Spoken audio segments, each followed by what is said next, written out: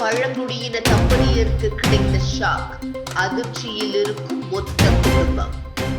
டெல்லியில் ஜனவரி 26ஆம் தேதி நடைபெற இருக்கும் குடியரசு தின விழாவில் முக்கிய விருந்தினராக பழங்குடியின தம்பதியினருக்கு அழைப்பு விடுக்கப்பட்டுள்ளது. இந்த நிகழ்வு அகிம்சை வழியில் நடத்திய நில உரிமை போராட்டத்திற்கு கிடைத்த அங்கீகாரம், வெற்றி என தம்பதியினர் மகிழ்ச்சி தெரிவித்துள்ளனர். கோவை மாவட்டம் வால்பாறை அடுத்துள்ள கல்லாக்குடியைச் சேர்ந்தவர் ராஜலட்சுமி. இவரது கணவர் ஜெயபால். ஆனைமலை மலைத்தொடரில் வாழும் பழங்குடியினருக்காக தெப்பக்குளமேடு பகுதி நில உரிமை மீட்பு போராட்டத்தை அறவழியில் போராடி நில உரிமையை ராஜலட்சுமி பெற்றுத் தந்தவர். இதன் மூலம் தனது கிராமத்தை இந்தியாவின் சிறந்த முன்மாதிரி கிராமமாக மாற்றியிருக்கிறார். இவரது செயலுக்கு பக்கபலமாக இருந்து அவரது கணவர் ஜெயபால் செயலாற்றியிருக்கிறார்.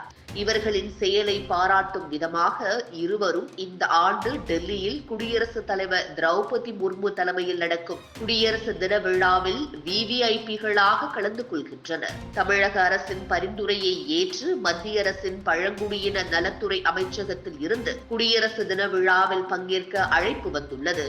இவர்கள் குடியரசுத் தலைவர் தலைமையில் நடக்கும் அணிவகுப்பு மற்றும் விழாவில் கலந்து கொள்கின்றனர். அதன் பின் குடியரசுத் தலைவர் வழங்கும் விருந்திலும் கலந்து கொள்கின்றனர்.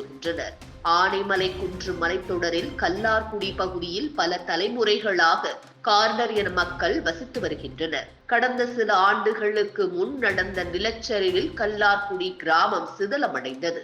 இதையடுத்து அருகில் உள்ள தெப்பக்குளமேடு பகுதியில் குடியேறினோம் என்று தம்பதியினர் தெரிவிக்கின்றனர். அங்கு தங்களுக்கு குடியேற அனுமதி மறுக்கப்பட்டது. இதையடுத்து நடைபயணம், உண்ணாவிரதம் உள்ளிட்ட போராட்டங்களை அறவழியில் நடத்தினோம். இதன் எதிரொலியாக தங்களுக்கு தெப்பக்குளமேடு பகுதியில் நிலம் ஒதுக்கப்பட்டு அதற்கான உரிமையும் வழங்கப்பட்டது. இதன் மூலம் அறவழியில் நடைபெற்ற போராட்டத்திற்கு முழு வெற்றி கிடைத்திருப்பதாக தம்பதியினர் நெகிழ்ச்சி தெரிவித்தனர்.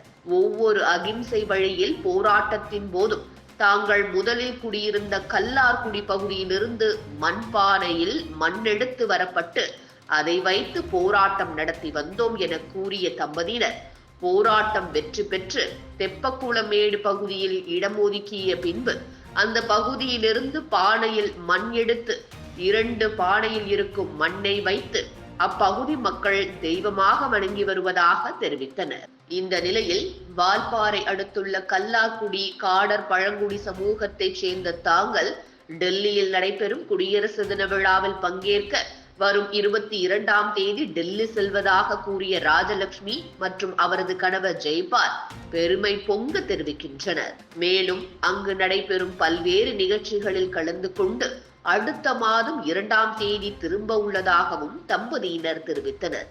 குடியரசு தின விழாவில் பங்கேற்க பழங்குடியின இனத்தைச் சேர்ந்த தங்களை தேர்வு செய்த அனைவருக்கும் நன்றி தெரிவித்துக் கொள்வதாகவும் தம்பதியினர் உருக்கமாக தெரிவித்தனர்.